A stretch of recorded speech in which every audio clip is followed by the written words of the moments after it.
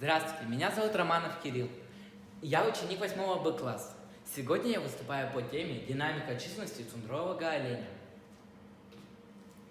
Актуальность моей работы. Дикий северный олень – это одна из главных богатств нашего севера.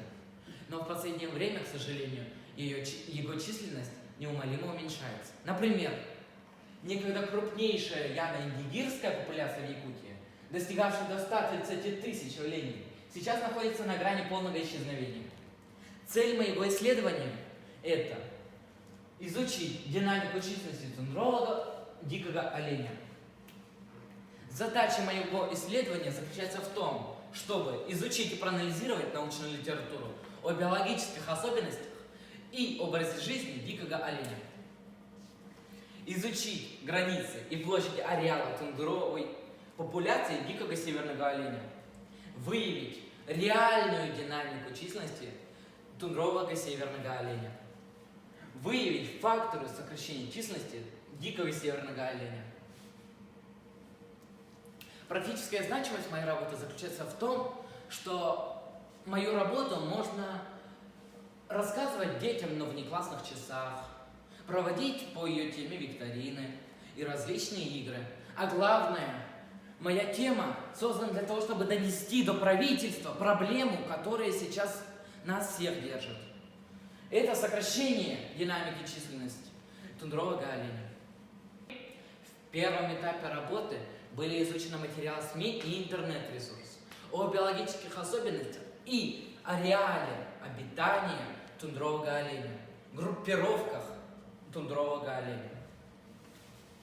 В ходе моей работы была составлена карта зимней миграции лено-оленевской популяции на территориях Анабарского, Булунского, Жиганского, Оленевского и Мирнинского районов.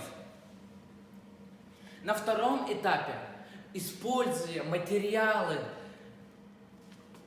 осведомителей и интернет-ресурсы, был составлен динамика численности тундровой популяции дикого северного оленя. Как вы все видите, яно-индигирская отмечена синим. Был резкий скачок в 1963 году. И уже на 2012 год, как вы видите, их численность резко упала. Сундурунская крайне стабильная, но, к сожалению, за последнее время тенденции к росту не показывает.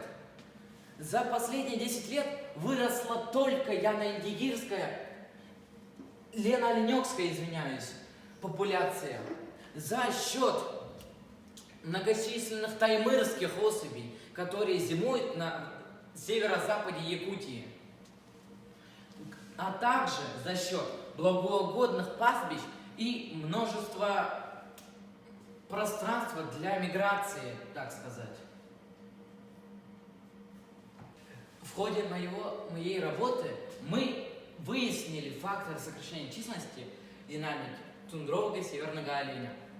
Первое – это чрезмерный промысел. Второе – это сокращение территории зимних ягельных пастбищ. А также это вытеснение северных оленей за их ареалы обитания, ближе к Чукотке. А также болезни и волки поражают немалую часть оленей. Например, сибирская язва. Как вы видите, яно-индигирская популяция. Посмотрите, вот здесь это регионы их обитания. Это года их численности. Как вы видите, за все это время был резкий скачок уменьшения, так сказать. Уменьшилась популяция крайне. А лено-оленевская как раз таки наоборот. Выросла за все то время.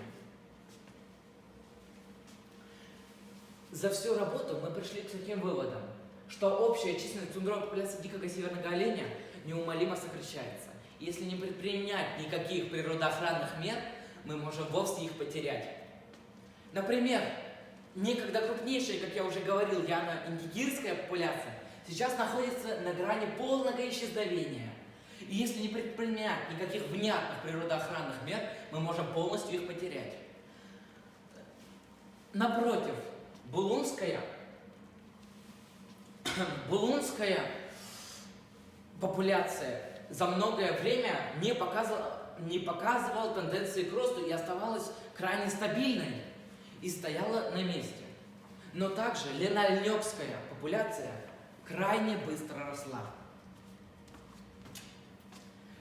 Вот, это те самые меры, которые нужно принять. Первое – это строгий контроль за промыслом и запрет браконьерства. Второе – это взять ягельные пастбища под охрану, а также еще и организовать заповедники и заказники. Строгий контроль за работой промышленности и использование науки и техники для сохранения природных богатств, а также бережно относитесь к природным богатствам Якутии. Спасибо за внимание.